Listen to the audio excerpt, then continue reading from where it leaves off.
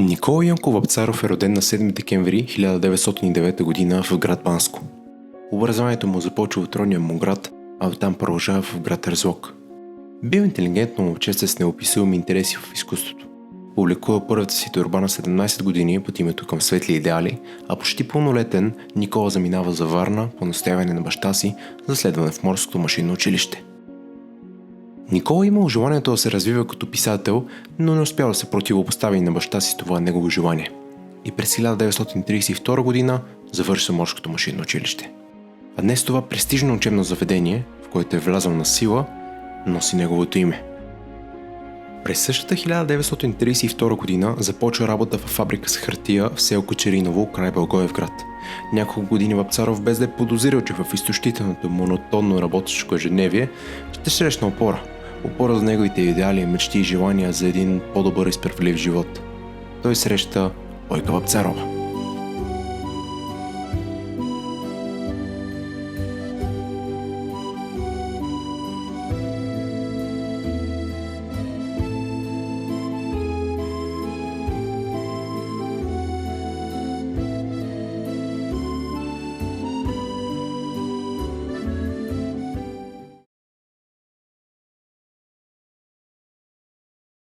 Ти помниш ли морето и машините и трюмовете пълни с лепкав мрак и онзи див копнеж по Филипините, по едрите звезди над Фамагуста? Ти помниш ли поне един моряк не хвърлил жаден взор далече, там, дето в гаснещата вечер дъхът на тропика се чувства? Ти помниш ли как в нас полека-лека изтиваха последните надежди и вярата в доброто и в човека, в романтиката, в празните копнежи? Ти помниш ли как някак много бързо ни хванаха в капана на живота? Опомнихме се късно. Бяхме вързани жестоко. Като някакви животни в клетка светкаха очите жадно и търсеха и молеха пощада, а бяхме млади. Бяхме толкова млади.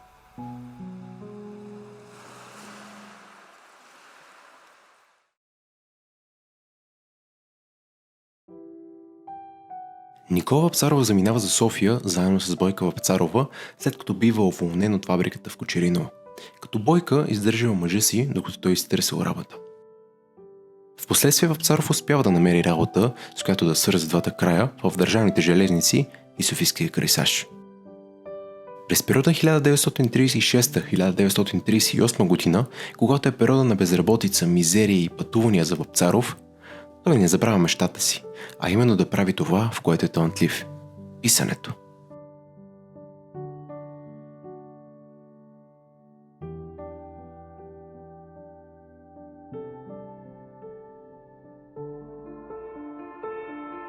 През 1937 година пише стихотворението си «Романтика», с което печели конкурса на списание «Летец», а с написването на радиодрамата си «Бенд» печели второ място на конкурса на Радио София. Именно тогава написва и събира, с помощ от Георги Караславов, стихотворението си за първата му и единствена стихосбирка «Моторни песни».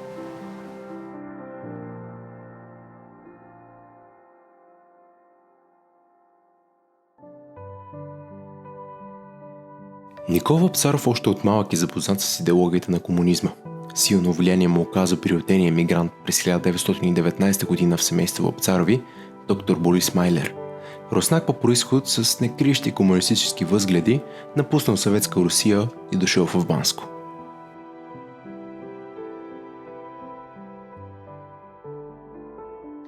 Някои изследователи считат, че Борис Майлер е злият гений на юношата, детето или юношата Никола Вапцаров. Той е лекар по образование и лекува безплатно бедните жители на Банско. Настанява се в дома на семейство Вапцарови, в тази къща, която е на центъра на селището, днес музей. Истината обаче е, че той, макар че се представя като бил емигрант, така години по-късно става известно, че той е не просто с комунистически идеи, а вероятно функционер от НКВД. Така че той облъчва младия Никола Вапцаров с левите идеи.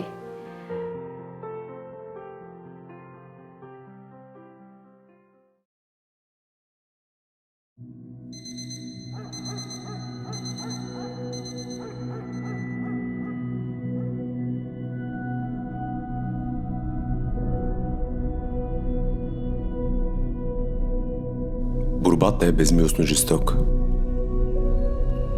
Борбата, както казват, е епична. Аз паднах. Друг ще ме смени и толкова. Какво тук значи някаква си личност? Разстрел и след разстрела черви. Това е толкова просто и логично. Но в бурята ще бъдем пак с тебе, народе мой. Защото се обичахме.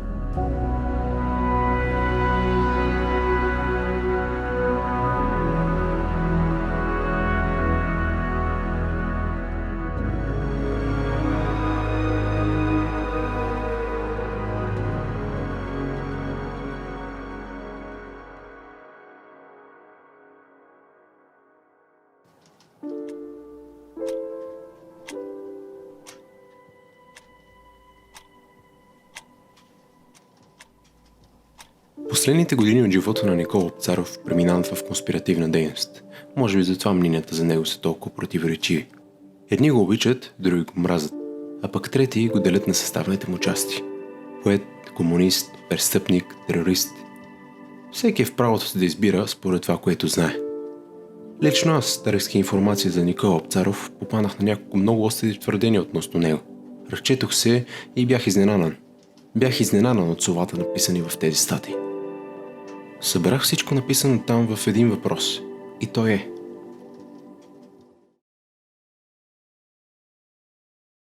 Никола Вапцаров литературен гений ли е или предател?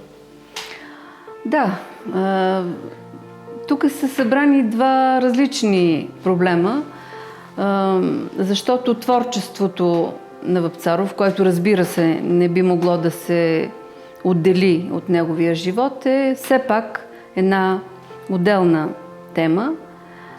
Гражданската му и политическа, идеологическа позиция е нещо различно. Но това смесване се прави не само по отношение на Вапцаров, по отношение на Смирненски, по отношение и на десни автори, каквато е, да речем, моята любимка Фани Попова-Мутафова, за чиято 120 годишнина аз подготвям документална книга. Никола Вапцаров е поет-новатор, който въвежда така техническата визия за света, така модерен, необикновен поет, който не е бил оценен от своите съвременници заради това прозаизиране, огрубяване на стилистиката си. Така че, нали, това смесване на двете теми, творчеството и живота и въвличането в политиката е неизбежно, но то не е от така логическа гледна точка, не е коректно. Така че аз бих казала, Никола Вапцаров е един голям, модерен български и европейски поет, един от най-превежданите наши автори. До ден днешен неговите преводи се множат и то без държавата да застава по някакъв начин зад тази популяризация, както го е правила по времето на соца. Така че Никола Вапцаров, ние може да не приемаме неговите идеи, неговото поведение, неговото участие в минноподривната дейност и факта, че той наистина е съден за тероризъм, макар че, бих отбелязала аз, става дума само за намерения, а не за реално извършени терористични действия. Но всеки друг народ би оставил в най-високия ред на своята литературна класика едно такова новаторско име, защото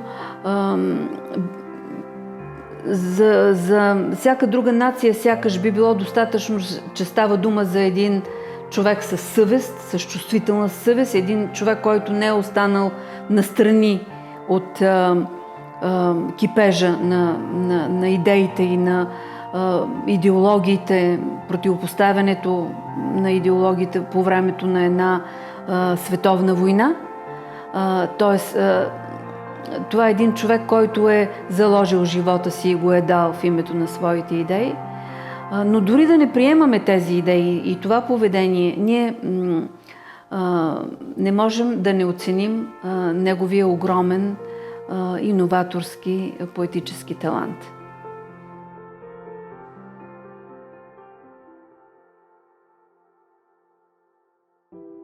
През 1940 година Никола Вапцаров участва в така наречената Соболева акция, която представлява пропагандна акция по време на Втората световна война от страна на Съветския съюз с цел приятелство и взаимна помощ с България. Вапцаров заминава за Банско, събирайки подписи в подкрепа, за което бива арестуван и интерниран в Годеч, прекарвайки там 3 месеца.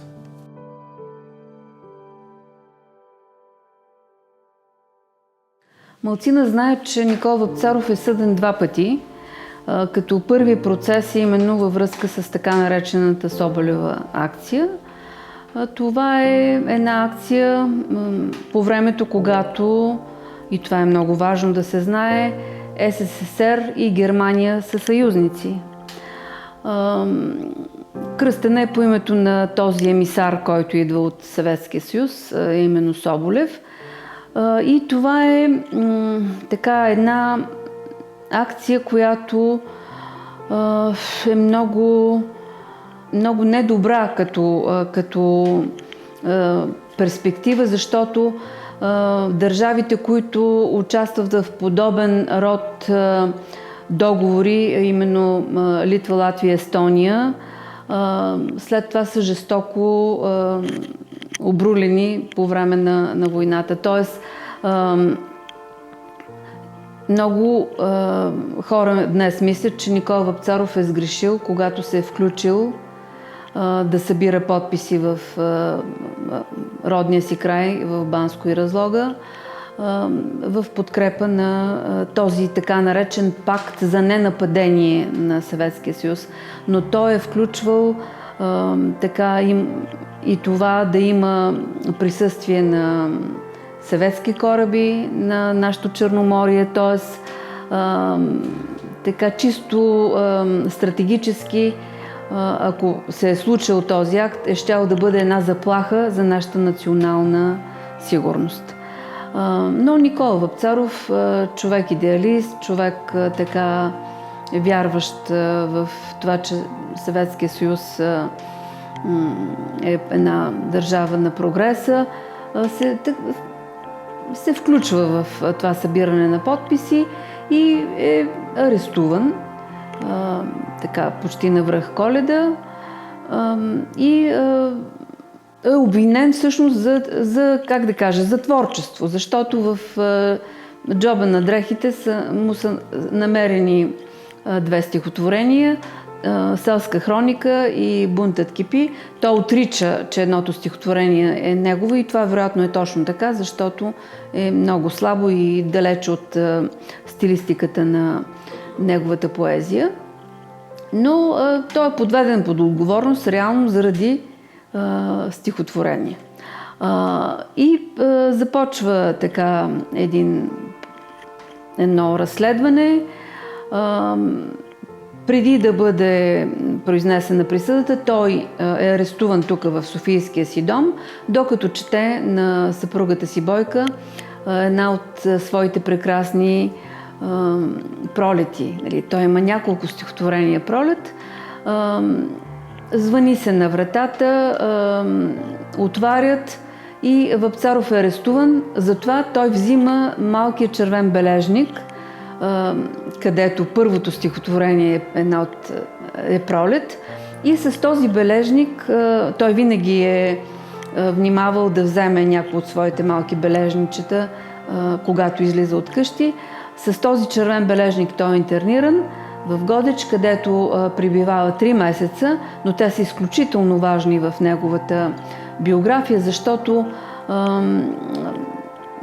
там той е на доста строг режим, нали, на ежедневна подписка в полицията, но тъй като местният бизнесмен, ако мога тази модерна дума да употребя, разбира, че това е един човек с високо техническо образование и решава да му възложи работа по своята селскостопанска техника. И тогава режима на Никола Вапцаров е облегчен. И в този червен бележник, освен стихотворенията, ние ще видим и много такива схеми на гайки, на някакви технически части. Населението обиква дълбоко Вапцаров. Местните хора го обожават и това е до ден днешен, когато там се провеждат от няколко години, 5-та година мисля, ежегодни Вапцарови дни. В Годеч, в същия този червен бележник, който ще разгледат зрителите, тъй като той се пази в Софийския музей на поета. Там е и едно стихотворение, което е може би едно от най-емблематичните, за съжаление останало недовършено, в което Вапцаров описва как мастилото се превръща в кръв, как редовете се превръщат в бомби. И това е едно стихотворение, предусещане на неговата бъдеща съдба. Иначе той в този процес е напълно оправдан. Неочаквано и за неговите съдии, които имат една много добра, адвокати, негови приятели, имат една много добра стратегия, именно да се докаже пред съда, че това е един много голям български поет. И за целта те канят младия, но вече много авторитетен Светослав Минков, който казва изключително добри и верни думи за Вапцаров, че стиховете му не са набързо написани и те не са с някакъв, как да кажа, тенденциозен политически характер, а са промислени, дълбоки, нещо, което и до ден днешен е валидно и би могло да служи за една късна защита на Никола Вапцаров. И той е напълно оправдан. И Светослав Минков, който е един изключително интелигентен мъж, години по-късно, след 1944 година, се е обвинявал, представете си, за това, че е защитил така блестящо Вапцаров, без да го познава лично. Просто това е един високо морален акт, но Светослав Минков си е давал сметка и това е споделял, че ако Вапцаров не беше оправдан в този процес, в делото за Соболевата акция, той, ако беше останал интерниран или ако беше осъден на някаква по-лека присъда, той може би нямаше да се включи в минноподривната дейност, в военната комисия. Веднага, щом се завръща в София, той е поканен и с радост приема това участие. И според Светослав Минков, може би, ако имало някаква присъда, някаква санкция, Никола Вапцаров не е щял да бъде въвлечен в антифашистката съпротива така сериозно и не е щял да получи вече втората, много непредотвратима смъртна присъда във втория процес, който е по закона за защита на държавата, един военновременен закон, много суров, много безмилостен и в който така никаква възможност за оправдателна присъда сякаш вече не съществува.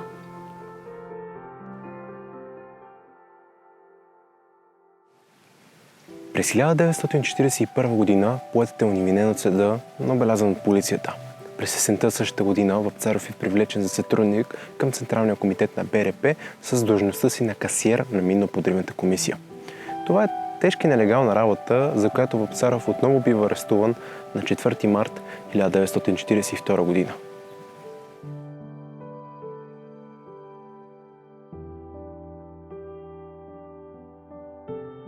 След 4 месеца разпитвания, обвинения и самопризнания, заедно с други задържани по случая, Софийския военен съд открива заседание. А дните живот, оставащи на Вапцаров, вече се броят на пръсти.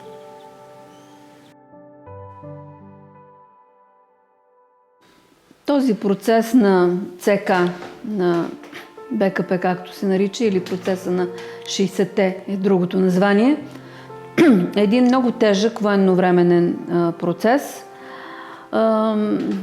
по Закона за защита на държавата, който закон, държа да уточня, е всъщност много стар, още от 20-те години.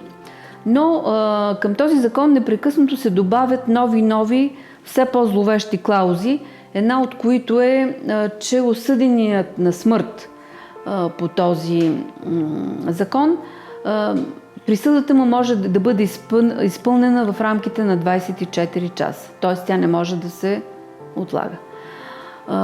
И какво се случва по време на следствието и на процеса? Значи, очевидно инквизициите са били много тежки. Вапцаров и неговите другари не крият това, което полицията вече знае, т.е. те не се правят на супермени. Нещо повече, в нашата образователна система десетилетия наред, пък и до ден днешен, някак си се премълчаваше факта, че именно по време на следствието и вероятно в резултат на инквизициите, можем само да гадаем какви са точните причини, но Никола Вапцаров прави опит за самоубийство. И ако забележите, неговите запазени бележник Байер и тетрадката Сампа, която е една от най-ценните реликвии в Софийския музей, в тези два артефакта са оригиналите на Прощално и предсмъртно. Те са датирани април 1942 година. Никола Вапцаров, както знаем, е разстрелян на 23 юли. Защо се появява този запис април? Защото през април Никола Вапцаров е арестуван и разследван. Той е арестуван от Софийския си апартамент на 4 март и вече през април той решава да сложи край на живота си и тогава пише Прощално и предсмъртно. Жестоката ирония на този опит за самоубийство е тази, че той с много усилия намира някакво кабърче, с което да си пробудее вените, но нали, в тази локва кръв, в която го виждат стражарите и извикан е лекар и Никола Вапцаров е спасен. Защо? За да бъде осъден отново след това, но вече официално на смърт. Тоест, неговата човешка воля да се лиши от живота не е уважена. Той няма право като един подсъдим по един жесток закон, няма право да избере дори собствената си смърт. Вече в 2 часа на 23 юли той вероятно дописва втория куплет на стихотворението Предсмъртно, но ние нямаме запазен оригинал от това стихотворение. И така, социалистическата идеология в стремежа си да героизира Вапцаров прикриваше много факти, като опита за самоубийство, за да не развенчае героя.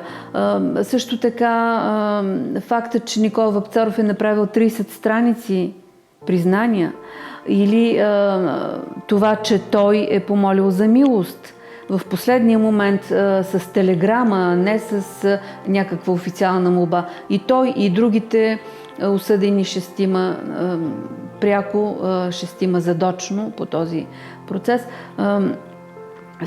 И техните майки, техните близки, техните сестри също са подавали преди това по официален канален ред молби за помилване, но това не се случва.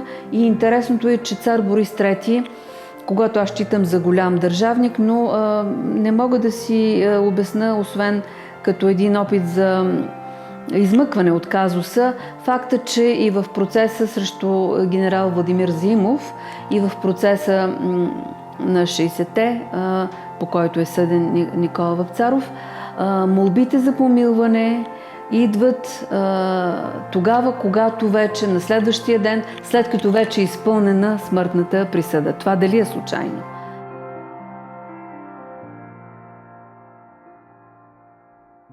Факт е, че когато се четат смъртните присъди, Георги Минчев, който е направил най-много признания от всички арестувани, той е арестуван 1 месец преди другите и е бил инквизиран.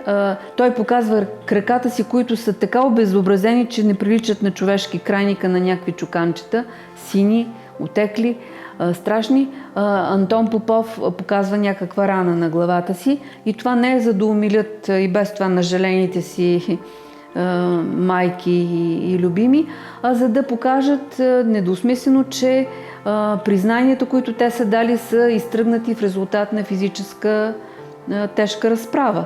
Но това няма никакво значение, тъй като в Закона за защита на държавата има клауза, че присъдата, каквато и да е тя, смъртната присъда, може да бъде изпълнена в рамките на 24 часа и както знаем, сутринта е прочетена присъдата, а вечерта е изпълнена.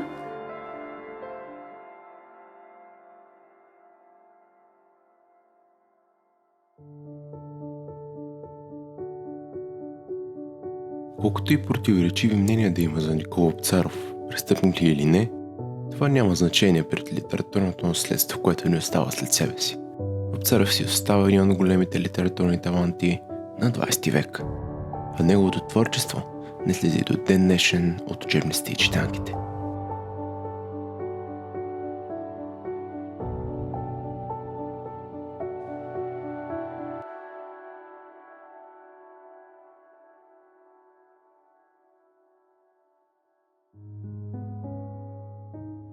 Понякога ще идвам в съня ти, като нечакан и неискан гостенин. Не ме оставяй ти отвън на пътя. Вратите не завоствай. Ще влезна тихо. Кротко ще приседна. Ще впера поглед в мрака да те видя. Когато се наситя да те гледам, ще те целуна и ще си отида.